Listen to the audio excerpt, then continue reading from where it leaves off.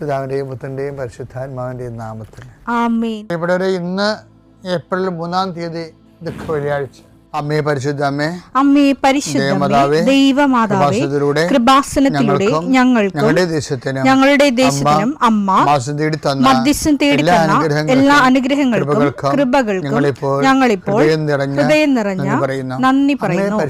അമ്മേ പരിശുദ്ധമേ, ദൈവമാതാവേ, 2004 ഡിസംബർ 7-ാം തീയതി ഉച്ചകഴിഞ്ഞ് 2:30 കൃപാസനത്തിൽ സംഭവിച്ച അമ്മയുടെ പ്രത്യക്ഷപ്പെടലിനെ കുറിച്ച് തിരുസഭയ്ക്ക് സമർപ്പിച്ചിരിക്കുന്ന പഠനരേഖകളുടെ മേൽ സഭാത്മകമായ പഠനം ആരംഭിക്കുവാൻ ഞങ്ങൾ പ്രാർത്ഥിക്കുന്നു. അമ്മേ പരിശുദ്ധമേ, ഭൂസ്വർലോകങ്ങളുടെ രാജ്ഞിയായ അങ്ങേയ്ക്ക് ഭൗമസംരക്ഷണത്തിനായി പ്രപഞ്ചപ്രകൃതിയെ തന്നെ തിരുസഭ പ്രതിഷ്ഠിക്കുവാൻ ഈ പ്രത്യക്ഷീകരണം വഴി ഇടയാക്കണമേ. പരിശുദ്ധമേ, ജപമാല മാതാവേ, സകല കൃപാസനം പ്രാർത്ഥനയോടും ചേർത്ത് ഞങ്ങളിപ്പോൾ പ്രാർത്ഥിക്കുന്ന ഈ കുടുംബത്തിന്റെ പ്രത്യേക നിയോഗം പറ മക്കളെ.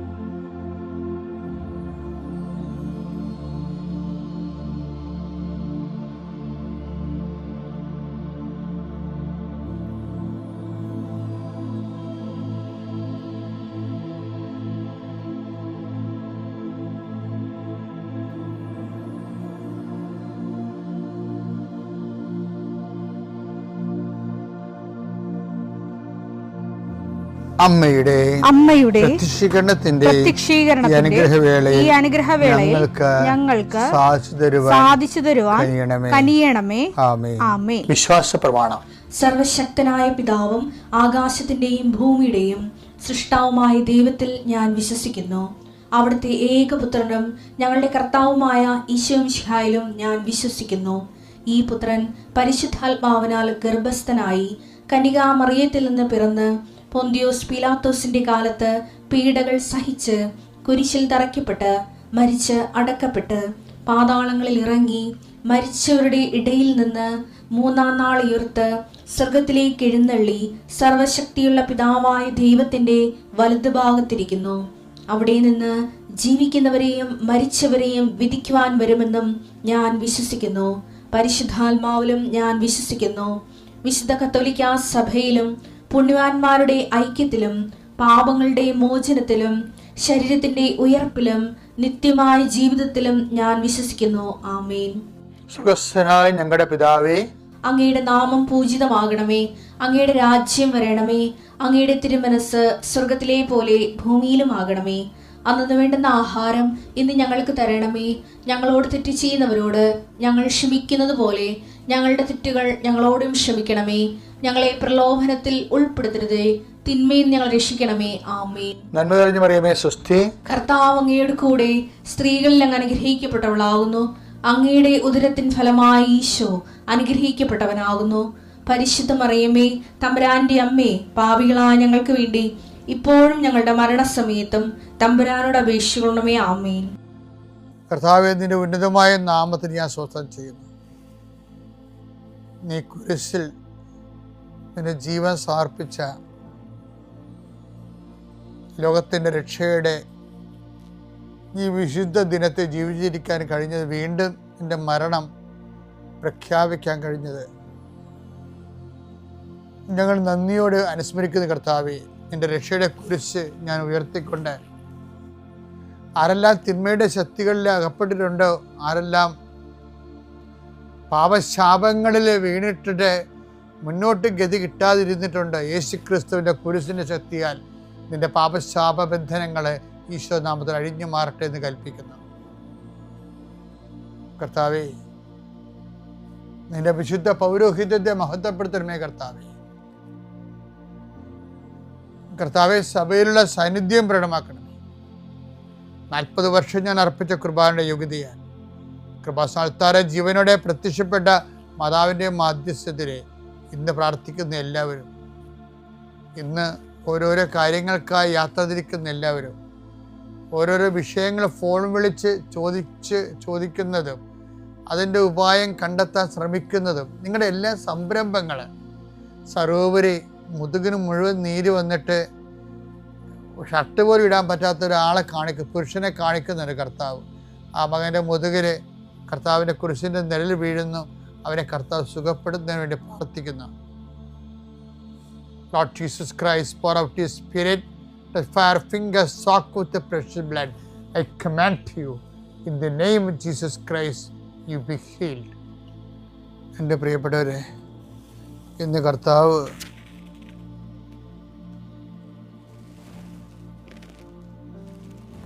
നമുക്ക് വേണ്ടി ക്രൂശിക്കപ്പെട്ട ദിവസമാണ്. എൻ്റെ ഹൃദയത്തെ എപ്പോഴും ബാധിച്ചിട്ടുള്ള കർത്താവിൻ്റെ അന്ത്യവിനാഴികയെക്കുറിച്ചുള്ള ഐസയുടെ പ്രവചനങ്ങളുണ്ട്. അത് നമ്മളിന്ന് എല്ലാവരും സുവിശേഷമായിട്ട് വായിക്കും. അത് ഐസയ 53:7 നമ്മുടെ പാപങ്ങളാണ് അവൻ ചുമന്നത്. അത് വെറുതെ വായിച്ചാൽ നമുക്കൊന്നും ഫീൽ ചെയ്യത്തില്ല. ആദ്യം യേശുവിനെ സ്നേഹത്തിൽ ഫീൽ ചെയ്തുകൊണ്ട് ആ ഭാഗങ്ങൾ വായിക്കുമ്പോഴാണ്. പണ്ടൊക്കെ നമ്മുടെ അപ്പൂപ്പന്മാരും ഒക്കെ എല്ലാം വീട്ടിൽ ഈ ദിവസങ്ങളിൽ ഈ പുത്തമ്പാനെയൊക്കെ വായിച്ച് ഇരുന്ന് കരയണ കണ്ടിട്ടുണ്ട് ഞാൻ. നമുക്കിന്ന് ദൈവത്തിന് അവർക്കുണ്ടായതിനേക്കാൾ കൂടുതൽ അറിവുകളുണ്ട്, പക്ഷെ ആത്മബന്ധമില്ല. ഇത് ഒരു ട്രാജഡിയാണ്. അറിവ് കൂടിയപ്പോൾ ആത്മബന്ധം കുറഞ്ഞു, അതുകൊണ്ട് അനുഭവങ്ങളും കുറഞ്ഞു. ഇതൊക്കെ വെള്ളിയാഴ്ചയുടെ ട്രാജഡി. യേശുക്രിസ്തു മരിച്ചതല്ല, നമുക്ക് മരിച്ചതിൻ്റെ അനുഭവം ഫീൽ ചെയ്യാത്തതാണ്. അതെങ്ങനെ ലോകത്തിന് സാത്താന് എപ്പോഴും അത് ലോകത്തിന് ഫീൽ ചെയ്യിക്കരുത് എന്ന് എന്തോ ദൃഢനിശ്ചയമുള്ളതുപോലെ നമുക്ക് തോന്നുന്നത്. കാര്യം ലോകത്തിൻ്റെ ജീവിതത്തിൻ്റെ വ്യവഹാരങ്ങളിൽ നിന്ന് യേശുവിനെ ഇങ്ങനെ പതുക്കെ പിടിച്ചു മാറ്റുന്ന പോലെ ഓരോ കാലത്തിൻ്റെ അടയാളങ്ങൾ നമ്മൾ കാണുന്നുണ്ട്. കഴിഞ്ഞ ദിവസങ്ങളിൽ അലഹബാദ് ഹൈക്കോടതിയിൽ ഏറ്റവും പുതിയൊരു വിധിയുണ്ടായി. നിങ്ങൾ കേട്ടതാണ്. അതായത് ഭർത്താവിൻ്റെ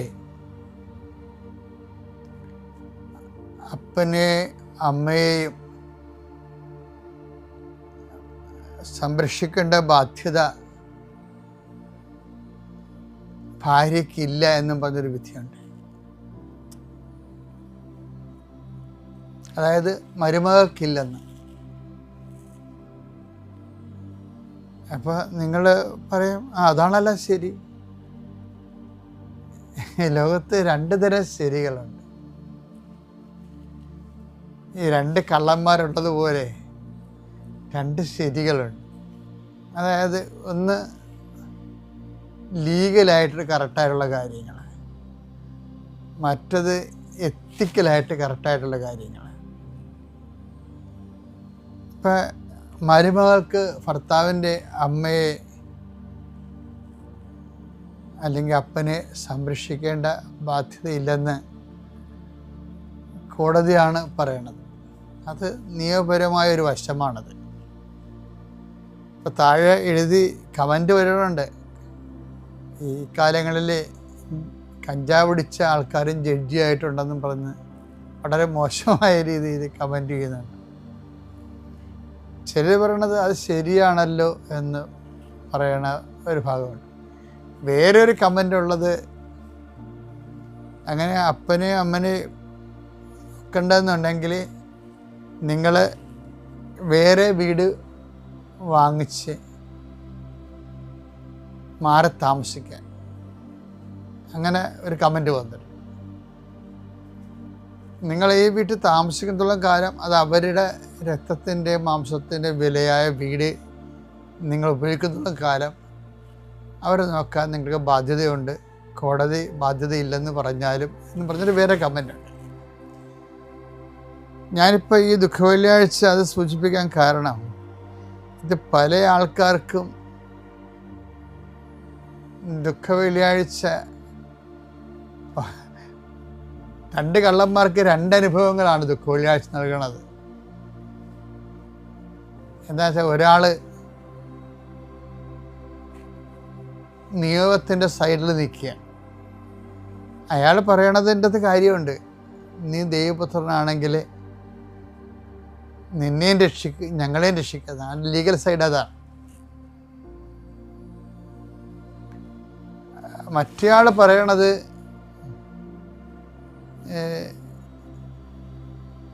ഞാൻ നിന്നെ അറിയാൻ വൈകിപ്പോയി, എനിക്ക് വേണ്ടി നീ പ്രാർത്ഥിക്കണം. കർത്താവ് ആ പറയുന്നത് ഒരു എത്തിക്സ് ഉണ്ട് ശരിക്കും. കാര്യം ദൈവപുത്രനാണെങ്കിലാണെന്നല്ല ഇയാൾ പറയണത്, ഇടതുവശത്തെ കള്ളൻ.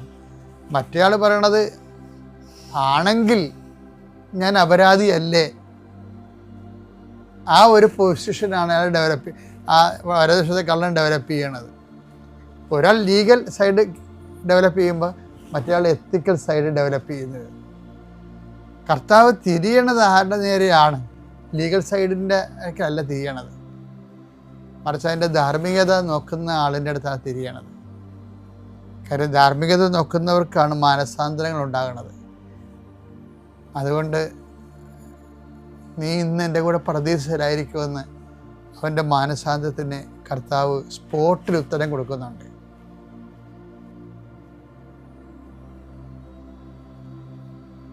നീതിമാന്മാരുടെ പുനരുത്ഥാനത്തിൽ നിങ്ങൾക്ക് പ്രതിഫലം സിദ്ധിക്കുമെന്നുള്ളത് ചിലരോട് ഈശോ കൊടുത്ത ചില മറുപടികളാണ്. അപ്പം ഈശോയ്ക്ക് വേണമെങ്കിൽ സ്പോട്ടിലും കൊടുക്കാം. അത് ഈശോയാണ് തീരുമാനിക്കുന്നത്. അതിൻ്റെ ഒരു സത്യസന്ധതയും പരമാർത്ഥതയും ലുക്ക 14:12 മുതലുള്ള വചനങ്ങളാണ്. നീ ഒരു സദ്യയോ അത്താഴവിരുന്നോ കൊടുക്കുമ്പോൾ നിന്റെ സ്നേഹിതരെയോ സഹോദരരെയോ ബന്ധുക്കളെയോ ധനികരായ അയൽക്കാരെയോ വിളിക്കരുത്. ഒരു പക്ഷേ അവർ നിന്നെ പകരം ക്ഷണിക്കുകയും അത് നിനക്ക് പ്രതിഫലമാവുകയും ചെയ്യും. എന്നാൽ നീ സദ്യ നടത്തുമ്പോൾ ദരിദ്രർ, വികലാംഗർ, മുടന്തർ, കുരുടർ എന്നിവരെ ക്ഷണിക്കുക. അപ്പോൾ നീ ഭാഗ്യവാനായിരിക്കും. എന്തെന്നാൽ പകരം നൽകാൻ അവരുടെ പക്കൽ ഒന്നുമില്ല. നീതിമാന്മാരുടെ പുനരുത്ഥാനത്തിൽ നിനക്ക് പ്രതിഫലം ലഭിക്കും. ഇതാണ് വിഷയം. അത് കുറേ നാൾ കഴിഞ്ഞതിന് ശേഷം അന്ത്യവിധിയുമായിട്ട് വരണതാണ്. ഇതിപ്പോൾ തനത് വിധി പോലെ വന്നിരിക്കുക. ഓൺ ദി സ്പോട്ടിലാണ് ജഡ്ജ്മെന്റ്. ഇവിടെ കർത്താവ് അന്ത്യവിധിയാളനായി തന്നെയാണ് നിൽക്കുന്നത്. പണ്ട് സഭാപിതാക്കന്മാർ പറയുമായിരുന്നേ, കുരിശിൽ കിടക്കുന്ന കർത്താവിനെ കാണുമ്പോൾ കുരിശ് കർത്താവിൻ്റെ സിംഹാസനമാണ്. രാജാവിൻ്റെ മുകളിൽ എഴുതി വച്ചിട്ടുണ്ട് ജീസസ്, അതായത് അയ്യൻ, യേശു നസ്രേനി, റക്സ്, യുദയോരും, യൂതന്മാരുടെ രാജാവായ നസ്രായക്കാരൻ ഈശോ. അപ്പോൾ ആ രാജാവിൻ്റെ കുരിശ് സിംഹാസനം എന്ന് പറയുന്നത് കുരിശ് തന്നെയാണ്. സഭാപിതാക്കന്മാർ പറയുവേ, ചെങ്കോല് കുരിശ് തറക്കപ്പെട്ട ആണികളും പിടിച്ചുകൊണ്ടാണ് കർത്താവ് വിധി നടത്തുന്നതെന്ന്. അപ്പം അവിടെയും കർത്താവ് പണ്ട് പറഞ്ഞിട്ടില്ലേ, രാജാവ് തൻ്റെ വലതുവശത്തുള്ളവരോട് പറയും, എൻ്റെ പിതാവിനാൽ അനുഗ്രഹീതരെ വരുവീൻ, ലോകാരംഭം മുതൽ ഒരുക്കിയിരിക്കുന്ന രാജ്യം കൈവശമാക്കുവീൻ. അപ്പോൾ അവിടെയും ഇടതുവശവും വലതുവശവും ഉണ്ട്. മത്തായി 25:41. അനന്തരം അവൻ തന്റെ ഇടതുഭാഗത്തുള്ളവരോട് പറയും, ശപിക്കപ്പെട്ടവരെ നിങ്ങൾ എന്നിൽ നിന്നകന്ന് പിശാചിനും അവന്റെ ദൂതന്മാർക്കുമായി. അപ്പൊ ഈ ഇടതുവശത്തുള്ള കള്ളനോട് പറയാനുള്ള കാര്യങ്ങൾ നേരത്തെ പറഞ്ഞു ഈശോ. ഇപ്പം മിണ്ടണില്ല. നേരത്തെ പറഞ്ഞ് ശപിക്കപ്പെട്ടവരെ. എന്താ കാര്യം അവിടെ? ഈവൻ കർത്താവിനെ തിരിച്ചറിഞ്ഞില്ല എന്നുള്ളതാണ് പ്രശ്നം. ആ വലതുവശത്തുള്ള ആള് തിരിച്ചറിഞ്ഞില്ല എങ്കിലും ആ സാധ്യതയെ അംഗീകരിച്ചു, പിന്നീടത് സമ്മതിച്ചു. അപ്പം ക്രിസ്തുവിനെ സ്വീകരിക്കാൻ അയാളൊരു തുറവിയുണ്ടായിരുന്ന വിഷയം. ഇവിടെ ഒരു പ്രശ്നത്തിൽ നമ്മൾ എത്തിക്സിലാണ് തുടങ്ങിയത്. ഇടതുവശത്തെ കള്ളൻ ലീഗൽ പോയിൻ്റാണ് പറയണത്, എനിക്ക് പ്രൂഫൊന്നും ഇല്ലെന്ന് പറയും. ലുക്ക 23:39. ഇത് ഇടതുവശത്തെ കള്ളന്റെ റെസ്പോൺസാണ്. കുരിശിൽ തൂക്കപ്പെട്ടിരുന്ന കുറ്റവാളികളിൽ ഒരുവൻ അവനെ ദുഷിച്ചു പറഞ്ഞു, നീ ക്രിസ്തുവല്ലേ, നിന്നെയും ഞങ്ങളെയും രക്ഷിക്കുക. അയാളെ ക്രിസ്തുവാണെന്നുള്ള കാര്യം അംഗീകരിക്കാത്തത് കൊണ്ടാണ് അങ്ങനെ പറയണത്. വലതുവശത്തെ കള്ളൻ അംഗീകരിച്ചു, പക്ഷേ ഇടതുവശത്തെ കള്ളനുള്ള ഉത്തരം കർത്താവ് നേരത്തെ കൊടുത്തിട്ടുണ്ട്. അതുകൊണ്ട് അവരോട് കർത്താവ് തൽക്കാലം മറുപടി പറയണില്ല. ഇപ്പം ജഡ്ജി എന്താ പറഞ്ഞത്? ധാർമ്മികമായിട്ട് ഓക്കെയാണ്, പക്ഷേ പേഴ്സണൽ ഫ്രീഡം ഉണ്ടെന്ന് പറയും. അതാണ് അലഹബാദ് കോടതിയിൽ ജഡ്ജി പറഞ്ഞത്. മരുമകൾക്ക് അയാളുടെ പേഴ്സണാണ്, അവർക്ക് അവിടെയുള്ള ഫ്രീഡം ഉണ്ടെന്നാണ് പറഞ്ഞത്.